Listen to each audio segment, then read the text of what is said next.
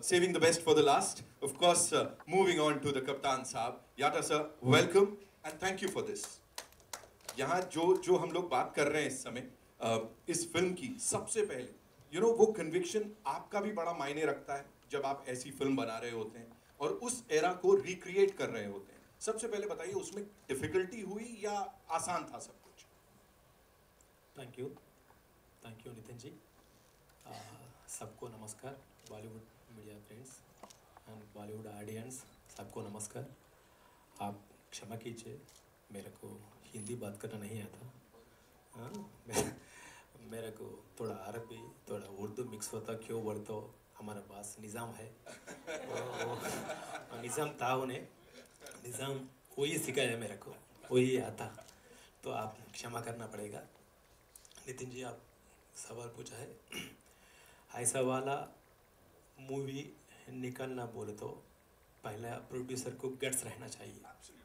Producer नहीं है तो हमें मेरा माइंड में कितना स्टोर है तो भी मेरा कितना टैलेंट है तो भी वो नहीं निकाल सकता मैं. मगर मेरा प्रोड्यूसर मेरा भाई गूडूर नारायण रेड्डी साहब ने ये मूवी निकालेंगे बोल के मेरे को ऑफ़र दिया. मगर मैं भी सोचा, क्यों बोल तो मैं अभी फर्स्ट स्टेप में हूँ. मैं अच्छा हीरो चाहिए, अच्छा हीरोइन चाहिए, कमर्शियल मूवी चाहिए, कमर्शियल फाइट चाहिए. जब भी पब्लिक जब भी देखता, मगर मैं बाद में माइक क्या सोचा बोले तो अब हमें थाउजेंड्स ऑफ फिल्म्स हिंदी में आया मगर शोले को देखते. बहुत सारे फिल्म्स इंग्लिश में आया मगर गॉडफादर को देखते.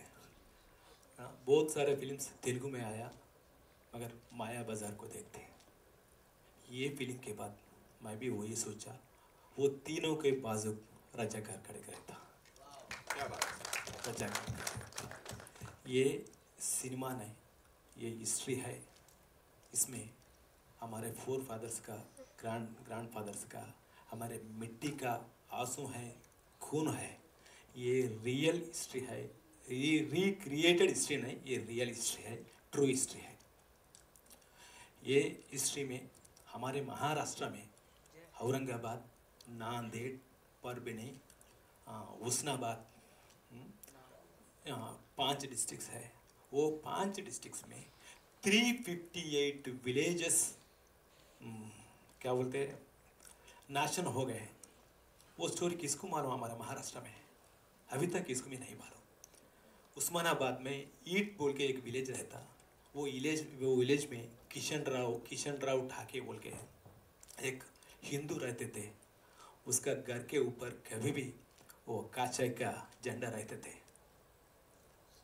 हाँ, सैफरन का झंडा रहते थे. उसका ऊपर गुस्सा से वो गांव को जला दी, उसका वाइफ को मार दी. उन्हें क्या किया?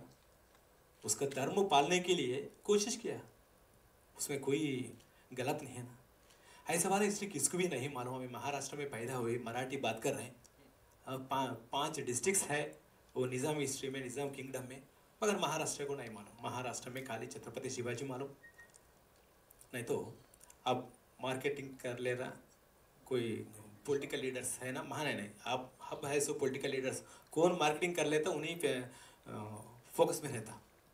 मगर जब थाउजेंड्स पीपल्स फ्रीडम फाइटर्स है हमारे लिए फाइट करे सो फाइटर्स अनसंग हीरोज है, उसके लिए बोलना मेरा जिम्मेदारी है. इसलिए मैं ये मूव किया. Thank you so much. Of course Chhatrapati Shivaji Maharaj जिन्होंने इतना सब कुछ दिया है, ऑफ कोर्स उनके अलावा और जिन हीरोज की सर आप यहाँ पे बात कर रहे हैं, आई थिंक आपने बहुत खूबसूरती से उसको यहाँ पोर्ट्रे किया होगा. एक झूठ बोला सर आपने हम सबसे. हाँ. वो झूठ ये है कि आपको हिंदी नहीं आती. इतनी अच्छी तो बोल रहे हैं सर आप. नहीं, मैं नहीं आती बोलो तो आप अच्छा सुन रहे हैं, कंसंट्रेशन दे रहे हैं. नहीं तो आपका कंसंट्रेशन नहीं रहता, इसलिए. अब कुछ अच्छा देखने के लिए 26 April is when this movie is going to release. Hindi और मराठी में ये रिलीज हो रही है. आप लोग नजदीकी सिनेमा घर में देख सकते हैं. आई एम श्योर बड़े सारे सवाल होंगे आप लोगों के भी. सो यस, आइए ओवर टू यू. कहाँ से आ रहा है पहला सवाल? सर, फिल्म ऑलरेडी रिलीज हो चुकी है तेलुगु में, अब वापस उसको रिलीज कर रहे हैं हिंदी और मराठी भाषा में. क्यों जरूरत लगी आपको कि मराठी और हिंदी में भी रिलीज करनी चाहिए? मराठी, क्योंकि महाराष्ट्र से 5 डिस्ट्रिक्ट निज़ाम प्रोविंस में थे, इसलिए हम मराठी में निकालना चाहे। और हिंदी तो नेशनल लैंग्वेज है, पूरा नेशन को पता चलना है। मेरा मेरा मेरा जिम्मेदारी बोल के जो मेरे कंधों पे लिया, तो पूरा देश को बताना है कि इतिहास क्या है। और आपके मन में ये भी क्वेश्चन होगा, तेलुगु पहले रिलीज करे और इस बात देख, एक एक कदम में हमें तकलीफ दिया गया। तेलुगु, मलयालम, तमिल, कन्नड़ा का ये हो गया, फिर बोले पिटिशन लगाए कि election commission model code of conduct. I said, what model code of conduct? I am also a politician. I know about model code of conduct. They don't deal with any cinema or नाटक या कोई drama बाजी और किसी से वो लोग deal नहीं करते. They deal with democracy. They see to it that the election is conducted properly as per the rules or not. Whether the candidates who are contesting are eligible or not.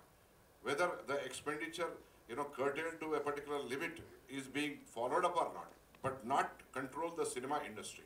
So I went to again court and I have argued and got it censored. Okay, कहा जा रहा है, क्योंकि आपने अभी कई बार बताया, हम सब सुन भी रहे हैं, ट्रेलर के माध्यम से पता चलता है कि ये जो इतिहास में हुआ, मकरन साहब ने कहा और राज अर्जुन ने कहा, तेज सप्रू साहब भी कहीं एग्री कर रहे हैं कि ये वो हिस्ट्री है जो हिंदुस्तानियों को पता नहीं है। जी। क्या आपने फिक्शन भी डाला है इसमें इसको? और कुछ भी फिक्शन नहीं है। फिक्शन है तो है, निजाम को 203 बीवियां थे और निजाम के बीवियां कहीं बाहर नहीं दिखते थे, लेकिन ये निजाम की बीवी सिनेमा में दिखती है, बस उतना वही फिक्शन है। क्योंकि मकरन जी ने आपसे कहे कि एक फूल को बताना है, एक खूबसूरती को बताना है कि वो पूरा ब्लड शेड हो रहा, मारन होम हो रहा है, तो इस बीच में एक थोड़ा सा रोमांटिक सिचुएशन को क्रिएट करना, तो एक बेटर लुकिंग फीमेल, क्योंकि better looking beautiful looking females भी गांव वालों का कैरेक्टर्स लेके एकदम वो लोग अभी काला रंग डाल लिए, एक ही थी गोरी के जैसा दिखती है, बस उससे ज्यादा कुछ नहीं है। तेज सप्रू साहब, आपसे मेरा सवाल है, जब मैं आपकी बात करता हूँ, you're there in the industry for so long, अनगिनत किरदार आंखों के सामने आके जब हम आपको देखते हैं, सरदार वल्लभ भाई पटेल का किरदार निभाना, और क्योंकि आपकी एक इमेज रही है, विद ऑल ड्यू रिस्पेक्ट, ये कितना चैलेंजिंग रहा आपके लिए, और क्या मानते हैं आप कि जो हिस्ट्री इस फिल्म में दिखाई गई है, क्या वाकई में आधे से ज़्यादा हिंदुस्तानियों को पता नहीं है कि ये भी इतिहास में कहीं हुआ है? या मुझे लगता है जब मुझे ही नहीं पता थी इनिशियली, तो फिर आधे से ज़्यादा को शायद ही पता होगी। वो तो मुझे यट्टा साहब और गुडूर जी ने जब बुलाया और पूरा एक्सप्लेन किया कि ये है, तब जाके मुझे लगा कि अच्छा ऐसी कोई हुआ है।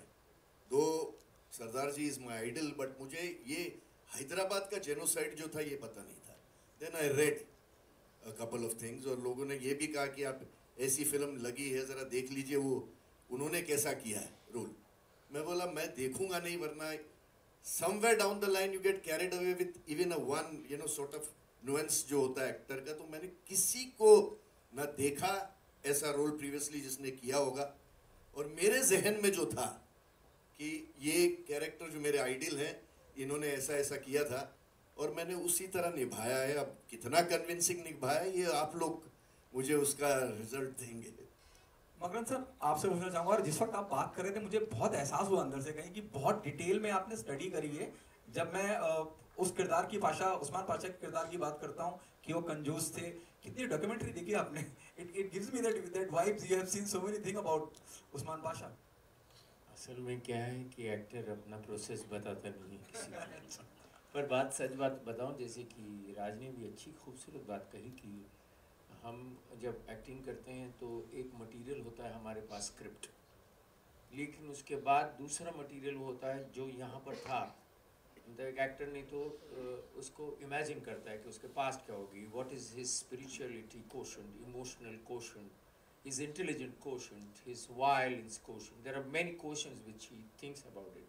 But in this case there was history, and still the history which was untold. So there were a lot of things which were missing. But कई किताबों में कुछ रेफरेंसेस थे, कुछ लोग कहीं पर रेफरेंस ये थे कि वो बहुत ही अच्छे थे, उन्होंने बहुत, तो वो इतिहास कभी कभी आपको गुमराह भी कर सकता है। मैंने उसके इम्पोर्टेंट हाइलाइट्स लिए ऑफ कोर्स, और उसके बाद एक बात समझ में आई कि मुझे कास्ट किया गया, मैं तो 5 फीट 10.5 इंच का आदमी हूँ, और वो मीर उस्मान अली खान साहब 5 फीट 3 इंच के, तो कैसे करें उसको। एक मेरे दिमाग में था जो मैंने उतना शेयर नहीं किया, मेरी समझ में आया कि एक्टर थोड़ा झुक जाए और यूं चले अगर, और यूं लेके, तो हाइट का आपको अंदाजा आएगा ही नहीं। और कहीं तो जिक्र था वहाँ पर कि उनके कंधे झुके हुए थे, और वो शायद हो सकता है कि जो वेयर एंड टेयर जो उनकी जीने की लाइफस्टाइल थी, I don't want to elaborate on that, but वो जो थी उसकी वजह से वो झुके हुए थे। तो मुझे एज एन एक्टर, एक तो वो फिल्टरलेस सिगरेट पीते थे, आपने कभी पी है, कोशिश कर लीजिएगा, फिल्टर जब हटा देते हो और आप जब एक भी आप कश लेते हो तो आपके मुंह में बाद में धुआं आता है, पहले तो वो तंबाकू आता है। तो वो तंबाकू जब आया, और वो उससे मुझे लगता है कि वो किरदार का जो कड़वाहट थी, देखो लिखा पढ़ा आदमी और भी डेंजरस क्यों होता है, क्योंकि वो बहुत लिखा पढ़ा होता है, उसको पता है लिखने पढ़ने से ही उसमें ज्यादा पावर आ गई, ही कैन रूल अनपढ़ गवार लोगों को, he can rule, so he was a ruler. तो ऐसा रूलर जब लिखा पढ़ा आदमी करना हो आपको, तो मैंने कोशिश की, सच बताऊं तो यता साहब ने एक्चुअली एज अ डायरेक्टर ही used to push me also. आपने पूछा, एक ओवरऑल क्वेश्चन का जवाब दे देता हूँ कि कितना रियल है। तो क्या हो जाता है कि सिनेमा में जब हम आते हैं तो सिनेमा में आपका आप दिख तो सकते हो, लेकिन आपको बैकग्राउंड स्कोर दिया जाता है, तो हमारा किरदार हाईलाइट हो जाता है, हमारे लेंसेस होते हैं जिसकी वजह से हम आपको और क्रूएल नज़र आ सकते हैं। तो मुझे ऐसा लगता है कि हम लोगों का परफॉर्मेंस अगर ज़्यादा रियल लगा या ड्रामेटिक लगा या क्रूएल लगा, तो उसमें सिर्फ मेरा श्रेय नहीं है, मुझे जो सपोर्ट सिस्टम मिला है from my director and the whole other technical crew. So my work has been half, rest half is the medium.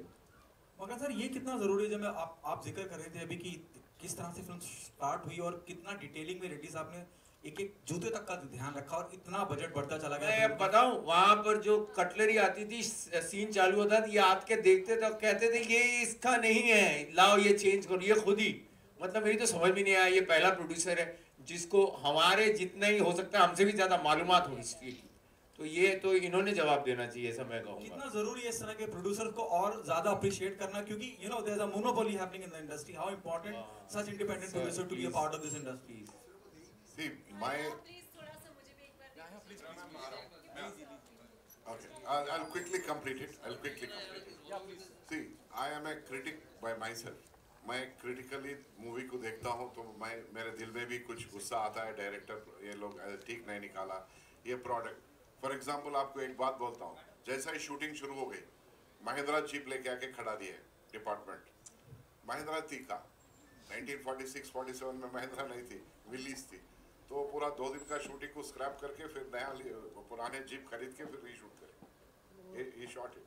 So I used to be so phone, जब एक फ़ोन कान पे रहता था, एक यहाँ बात करते थे, वो फ़ोन मेरे को कहीं बहुत 25-30 साल पहले कहीं ऐसा एंटिक शॉप में मैं लेके रखा था, तो वो है, luckily he use that phone. बहुत सारी चीज़ें हैं, I mean we don't have much time because other gentle ladies and gentlemen have। Runa from web दुनिया, मैं आप सभी को ये कहना चाहूँगी कि मुझे बहुत अच्छा लगा है। हाय मकरंद, हाउ आर यू? मैं अजीब से नंतर यहाँ मैं आपसे मकरंद, आपसे या डायरेक्टर साहब अगर कोई जवाब देना चाहे, हिस्ट्री जो सब्जेक्ट होता है हमें बहुत कुछ सिखाता है, history is the best teacher, इस बात को कैसे लेते हैं? आज ये हिस्ट्री जो दिखाई जा रही है नई जनरेशन को क्या सिखा सकती है? आई थिंक जैसे अगर नए जनरेशन तो ठीक है, मेरी जनरेशन भी सीख रही है, मतलब हमें भी नहीं पता था क्या होता है कि हम अपना जीना शुरू कर देते हैं, हम इतने उलझ जाते हैं अपने जीवन में कि हम भूल जाते हैं कि हम 26 जनवरी मना लेते हैं या 15 अगस्त मना लेते हैं, लेकिन हम भूल जाते हैं कि वहाँ तक पहुँचने के लिए क्या क्या गुजरा है, किस चीज़ से गुजरे हैं। और जहाँ तक कला का ये एक इम्पोर्टेंट कर्तव्य है कि वो आपके सामने, समाज के सामने अपना वक्त तो रखे ही, लेकिन उस वक्त तक जो पहुंचे हैं वो विचारधारा को भी आपके सामने रखना पड़ेगा, तभी तो आपको समझ में आएगा आज का आदमी ऐसा क्यों है। तो मुझे लगता है इतिहास का वो बड़ा काम एक कला माध्यम से किया जाता है, तो जिसमें एजुकेशन ये उसका एक अहम हिस्सा है, और इसलिए शायद ये इस फिल्म को चुना गया है। आई थिंक याता can say more about it, but that's what I feel, history is important part of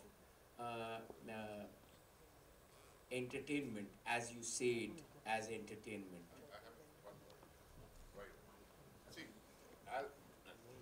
as this is a historical film based on the untold history, how many people know that this country got twice independence? Because today, if you look at the whole as a country, the whole country got minus Hyderabad Princely State on 15th August, the independence.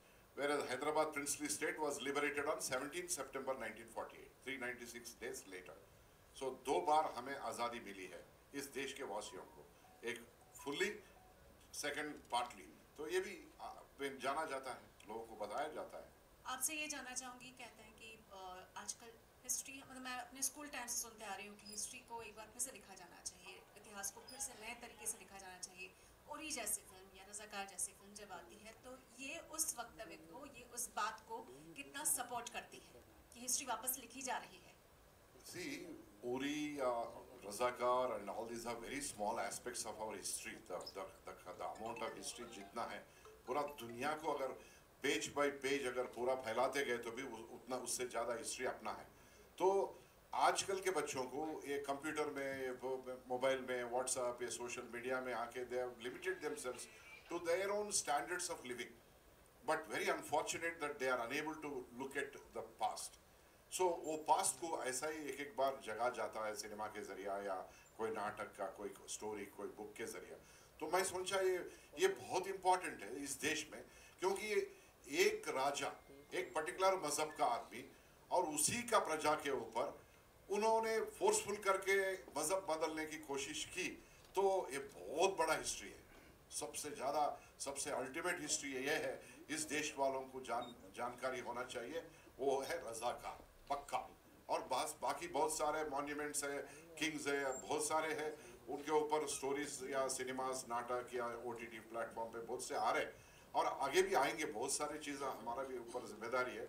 I will also be continuing my profession of producing, because once I got attached to this, I am unable to forget that, you know, I like this particular thing because it can keep me active as I am today, 62 years. Otherwise, I'll be living sedentary life. Okay, I'm done. I've achieved everything. No, I want to be active. Then I'll be roaming around the whole country and the world again and again. So I would like to bring it to the notice of my countrymen and also the world. Thank you. Hello, Narayan ji, Narayan Reddy ji here. I'm Ramesh Rao from the Daily Charcha magazine. Sir, first of all, congratulations to you. Thank you, sir. आप हमारे young generation को इस इतिहास के बारे में बता रहे, जो उन्होंने हमारे देश के लिए इतना किया है. So, and what I'm saying, it's very nice. Is this, since it is a patriotic film also you can call it. So, is there a songs which are with patriotic words? ऐसा कुछ आपने songs are there? Yes. See, the unsung heroes of the Nizam princely state, they belong to the common people, the peasants, ordinary peasants have revolted against his own king, and they were supported by Arya Samaj, they were supported by communists, they were supported by Congress, they were supported by Vedic Sanghs, they were supported by many other organizations. We have paid tributes in the form of a song at the end of the movie. जब end होता ना, जो अपन बाहर नीचे से ऊपर आ रहे थे, एक गाना सुन रहे थे, that song is dedicated to those people, all those people and the unsung heroes. And one more thing, after this movie is produced and released, Government of India also took a very major decision, that is bringing out a gazette which states that Government of India henceforth will celebrate the liberation of Hyderabad officially, that is on 17th September every year. Government of India is going to celebrate, because it's a Government of India's achievement at that time. Sardar Vallabhbhai Patel was the Deputy Prime Minister and also the Union Home Minister. He took the responsibility as a Union Home Minister, Gृह मंत्री होने के नाते उन्होंने ये liberation किया, और Government of India bringing out with one beautiful line which states that the present day generation have to be notified about the sacrifices of the unsung heroes, so that they can pay homage every year to those departed souls on the 17th September. So this is the इसका महत्वपूर्ण underlining point ये है कि 17 सितंबर भी बहुत important है, क्योंकि वो richest province, richest country, richest king in the universe, और आज the most beautiful climate Hyderabad का है। आप कहीं भी जाओ, अगर हैदराबाद को आए तो हैदराबाद का खाना पानी और वहाँ रहने का अगर आदत हुई, आप कहीं नहीं जा सकते। तो सर लेकिन एक ही गाना रखा आपने एंड में, ये उनके लिए dedicated to the unsung heroes. In the film और बीच में तीन गाने हैं, बहुत अच्छे गाने हैं। वो भी गायक कौन, कैलाश खेर जी और शंकर महादेवन जी है, और हमारे पास एक तेलुगु में एक सिंगर है मोहना बोगराजू, आप कभी कोई सुने होंगे सोशल मीडिया में, बुलेट टू बंडी बोल के, बुलेट टू बंडी एक ऐसा एक गाना है, वो very famous singer. Quality wise I am telling you, no Rajamouli, no Prabhas, it has the same quality as Baahubali, because इसमें सीजी भी हमने 7-8 करोड़ रुपए खर्च किए, क्योंकि you have to bring back that 1946, 47, 48 palaces, bungalows, people and all that dressing. आप परेशान इसके वजह में ऐसा भी हो, कम से कम 700 यूनिफॉर्म्स है हमारे पास मिलिट्री के और उस जमाने के पुलिस के, 700, 900 ऑर्डिनरी पेजेंट्स के जो धोती और शर्ट और बनियन रहता था उस जमाने में, सी के पहनते थे। ऐसा हमारा स्टॉक तो ऐसा हो गया, आज एक कंटिन्यूसली हम सिनेमा निकालते जा सकते हैं, हिस्टोरिकल सिनेमास। उतना बंदूकें कितने हो गए हमारे पास, 300 बंदूकें हो गए। तो all in house manufactured, I don't believe in hiring, sir अपने पास रहना है, स्टॉक में कैप्टिव में रहना है, हर एक प्रोडक्ट अपना बोल के ऐसा तैयार करें सर। वेरी गुड सर, बहुत बहुत कांग्रेचुलेशन। एंड राज जी, मेरा सवाल आपसे, मैं आ रहा हूँ मैं आपके पास, अजय। राज जी, आपका इम्प्रेशन बड़ा अच्छा लगा हमें, बहुत अच्छा पड़ा, थैंक यू सर। और कहीं कहीं आप सद्दाम हुसैन साहब दिखते थे, ऐसा कुछ कोशिश किया आपने? कुछ अच्छा लगा। मैंने जब ये कैरेक्टर मुझे मिला तो मैंने यूट्यूब, सबसे पहले आदमी यूट्यूब पे जाता है, तो यूट्यूब पे सिर्फ एक ही स्पीच है इसकी, कासिम रिजवी की, जब वो हैदराबाद वॉक करते हैं और सीढ़ी से उतर के बोलते हैं कि हैदराबाद, तो ये बस इतना ही था, हैदराबाद शब्द। और मैं काफ़ी दिन तक उलझा रहा कि इस हैदराबाद शब्द से मैं कैसे सुर पकड़ूँ उसका, और मुझे समझ नहीं आता था, तो वो रोज़ सोचना चलता रहता था। और क्या होता है कि साइकोलॉजी सोच को आपको उस लेवल पे जाना पड़ता है कि कोई आदमी कितना स्वार्थी हो सकता है कि अपना पर्पस सॉल्व करने के लिए वो किसी भी हद तक जाएगा। तो हिटलर, सद्दाम हुसैन, ये वो लोग हैं जो अपना एक खाका बना लिया इन्होंने लाइफ में कि मुझे ये चाहिए, अब उसके बीच में जो भी आया उसको ख़त्म करना है। तो इसी फिल्म में आप देखेंगे कि कुछ मुस्लिम्स हैं जो मेरे फेवर में नहीं हैं, बट मैंने उनको भी नहीं छोड़ा कि ये मुस्लिम है मेरा भाई, ऐसा नहीं। मेरा मोटो क्लियर था कि जो भी इस मुस्लिम राज्य को बनने में मुझे तकलीफ देगा मैं उसको ख़त्म कर दूँगा। तो वही साइकोलॉजी मैं डेवलप करता रहता था। इस बीच में जो मेरा अपना एक एक्टर होता है, एक इंसान होता है, वो सबकॉन्शियसली कई बार आ जाता था, और मैं सोचता था कि इतना क्रूअल कोई कैसे हो सकता है। तो मैं इनके पास पहुंच जाता था कि सर ये बहुत ज़्यादा हो रहा है। फिर वो साइकोलॉजी मुझे पीछे रखनी पड़ती थी, जो हमारा एक होता है ना सबकॉन्शियस की, यार इसको हटाओ यहाँ से, अदरवाइज हम वो कन्विक्शन ला नहीं पाएंगे। तो वो एक्सट्रीम लेवल पर सोच को लेके जाना होता है सर। बहुत अच्छा। एंड अन्नू जी, आपसे मेरा सवाल ये है कि आपके रोल में कुछ लगता है कि लिमिटेशंस हैं, तो आपने कैसे हैंडल किया? कुछ रोल के बारे में बताइए।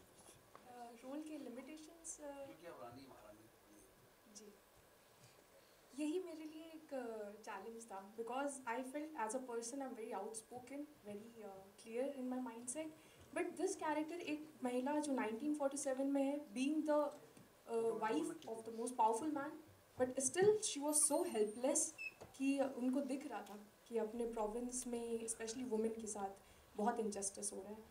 तो time and again she was trying to tell this Nizam, और she was trying to bring more awareness, लेकिन ऐसा नहीं हो रहा था। तो this was a very challenging expect for me कि मैं खुद इतना स्ट्रॉन्ग हेडेड होके, दिस कैरेक्टर वॉज वेरी अपने इमोशंस में बहुत सबलाइन थे, तो मेरे को अपने इमोशंस बहुत ही not so in a dominant वे में नहीं ला सकती थी। तो ये मेरा रोल मोस्टली रहा है इसमें। सप्रू साहब, आपका बहुत बढ़िया ब्रेक होने जा रहा है। सर आता हूँ। कुछ आप इस रोल के बारे में कुछ कहिए हमारे को। जी सॉरी, सप्रू साहब से मैं कह रहा हूँ, आपका तो सवाल जवाब आपने दे दिया बड़ा। हाँ जी बाजी बोलिए। बहुत बढ़िया ब्रेक आपको मिला है। जी मानता हूँ। आप पहले भी कह चुके हैं इस रोल के बारे में, कुछ और कहिए। रोल के बारे में और तो यही कह सकता हूँ कि इससे बड़ा मौका मुझे पॉजिटिव रोल करने का कभी नहीं मिला। और हाँ, मतलब जिस कैरेक्टर को आप आइडलाइज करते हैं, जैसे मैंने पहले भी कहा है कि सबके अलग अलग आइडल्स होते हैं, मेरे आइडल यही थे। तो जब इन्होंने मुझे बुलाया वहाँ कि ये रोल करना है, तो मेरे लिए इससे बड़ी सौभाग्य की बात नहीं थी, इसलिए मैं 3 बार गया वहाँ और मैंने काफ़ी प्रोस्थेटिक्स, मेरा मेकअप के लिए 2 घंटा लगता था, मतलब टीथ का, नाक का, रिंकल्स का। बट वो 2 घंटे मेरे लिए एक लेसन था पेशेंस का, और शायद वो लुक आपको नज़र आया होगा। और इन्होंने बहुत हेल्प की है मेरी, हर चीज़ में, हर सीन में डिस्कस करते थे हम। तो मुझे लगता नहीं है कि मैंने, जैसे आपको पहले भी बताया कि 300 से ऊपर फिल्में हैं, 13 भाषाएं, ये मेरा one of the best roles है और मुझे उम्मीद है कि आप लोगों को भी पसंद आएगा। और आप ज़रूर लिखें जैसा आपको लगा है, जिस तरीके से मैंने परफॉर्म किया है, कि अच्छा है, आपको लगा तो ज़रूर लिखिएगा। Thank you so much. जी, आप कुछ पूछ रहे थे? माइक तो गया, आप आ जाओ।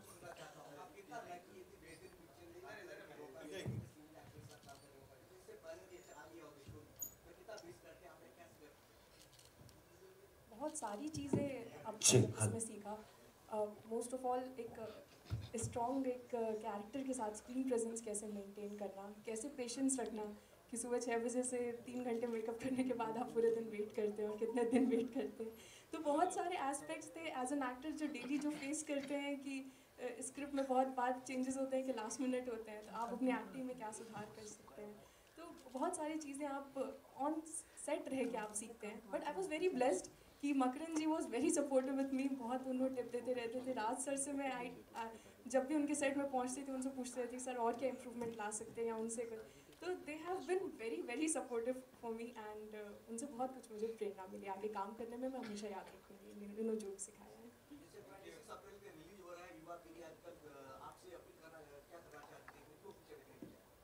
ये मेरी अपील यूथ से ही, मेन यूथ से ही है, क्योंकि मुझे भी या हमें किसी को भी सब्जेक्ट के बारे में नहीं पता था। और लेसन क्या लेना चाहिए कि कैसे ग्रीड और पावर अपोजिशन के लिए आप इतने लोगों की आपने हत्या कर दी, फोर्सफुल कन्वर्जन्स हुए, लोगों की they were robbed of their dignity. तो आप ये पावर और ग्रीड के लिए you can never do this. तो ये हमें इस मूवी से मिलेगी and I hope you take the lesson from it and learn from it, because history so that history never repeat itself. Thank you so much, ladies and gentlemen, for being here and being a part of this press meet. इतनी जल्दी पूछो। सभी को मेरी तरफ से प्रणाम sir. और मेरा सवाल जो है डायरेक्टर सर से है कि रज़ाकार जो मूवी है उसके अंदर स्टार्टिंग टू एंड तक इस प्रोसेस के अंदर आपको कहाँ ऐसा लगा कि यार मतलब सबसे ज़्यादा समस्या आपको महसूस हुई कि यार इस सीन के अंदर सबसे ज़्यादा मतलब समस्या है?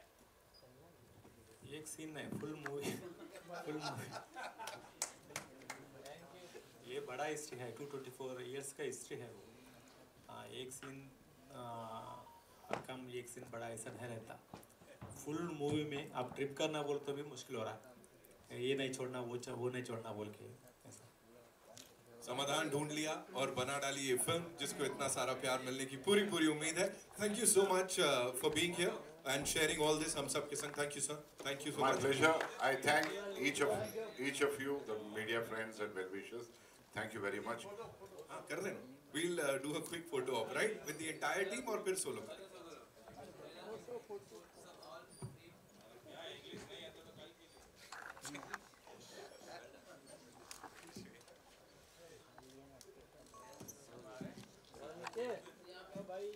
फोटो खींचने से पहले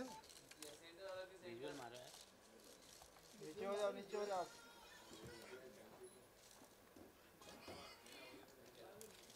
पाजी नीचे तो बैठो, ये विशाल नीचे तो बैठ।